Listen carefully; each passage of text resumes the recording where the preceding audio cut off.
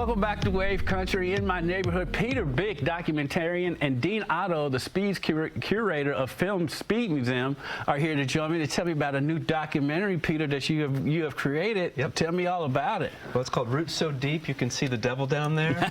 And it's about 10 farm families across the Southeast, half of whom are doing a new way of grazing their cattle, half of whom are doing the conventional way of grazing their cattle. And we put together a large science team to find out, is this new way, what we call adaptive multi-paddock grazing, AMP grazing, is it better? Is it better for the soil? Is it better for the farmer's pocketbook? Is it better for birds? Is it better for water? And all those things. And we've spent the last 4 years doing the research, rigorous work, to see if indeed what these farmers are doing, which is really moving their cattle the way the bison moved across the Great Plains hundreds and hundreds and thousands of years and built this beautiful topsoil. Well, now these farmers are emulating that, and they're having incredible success. So why should people care about this? Because it's just, you just think about it on the surface, cows grazing and climate change. How are they the same? Well, one of the best ways to solve climate change is to build our soils, because our soils hold carbon. And the more plants we have growing on the soil, the more carbon's being drawn out of the atmosphere. So it's a direct cause and effect. And so these farmers are actually drawing down so much carbon into their soil that if enough farmers do it, the potential is that we could slow down climate change while the farmers are getting themselves out of debt, while they're making the water cycle work really well, while they're producing really healthy food and producing a lot more food on the same land with the same rainfall. So people should care about their farmers, they should care about their food, care about their soils. And it's amazing because so many of the climate change things that we've come up with, a lot of times actually do save money. All of them. They save money because a lot of things that solve climate change reduce waste, right? And so when a farmer can produce food for less money and get themselves out of debt because they don't need to put fertilizer on the ground because they're using the animals as the fertilizers, it's a win-win-win. I think there's 7 or 8 wins in there for the farmers. And that's what we're finding. That's why we did the research, because the stories are out there, but the science wasn't out there. And now we're doing the research. I'm based at Arizona State University, but I'm born and raised here. To be able to show this documentary, because it's obviously somebody that's trying to change the world, and we need more of that. And to be a part of that, what's it like for you guys? It's great because, well, one, we have artists who really care about the environment. We have many films that we screen at the Speed that are dealing with environmental issues too, and about making the world a better place. We have incredible partnerships that we've been doing with, like, the Waterfront Botanical Gardens, Udell Botanical Gardens too, Bernheim. Have all been involved with many of the documentaries and films that we've screened at the Speed. And it's a gorgeous facility. It is. So as a filmmaker, I'm psyched because it's going to just sound good and look good when we're there.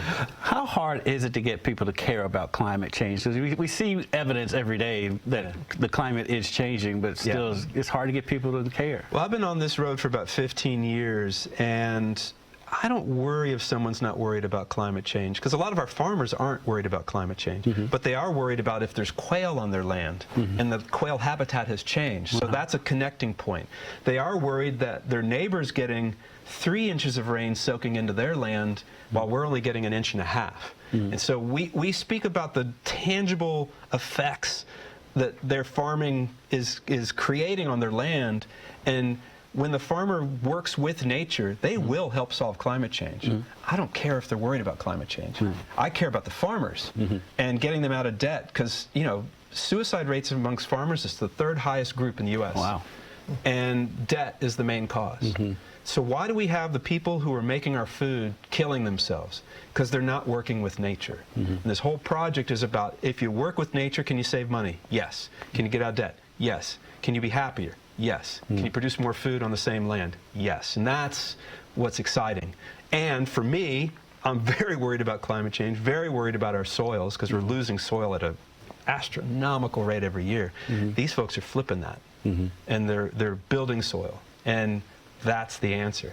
That's how we slow down climate change. And what we didn't say is this is a 4-part series, and this is a pre-premiere. I wanted to show it to friends and family and folks here in Louisville, because, you know, born and raised here, and we did a lot of the editing here as well.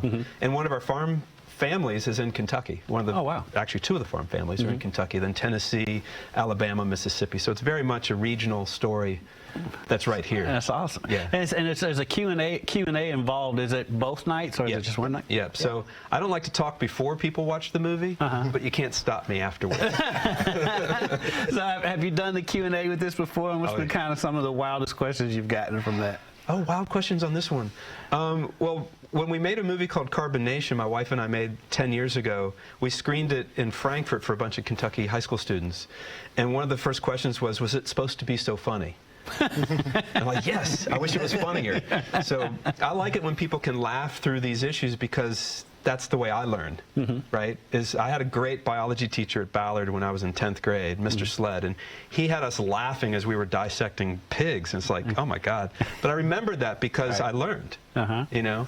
And so I don't get a lot of crazy questions. What I get is people saying, can this scale? Can all farmers do this? And the answer is absolutely. As a matter of fact, if all farmers don't go this way, I think we've got some big problems.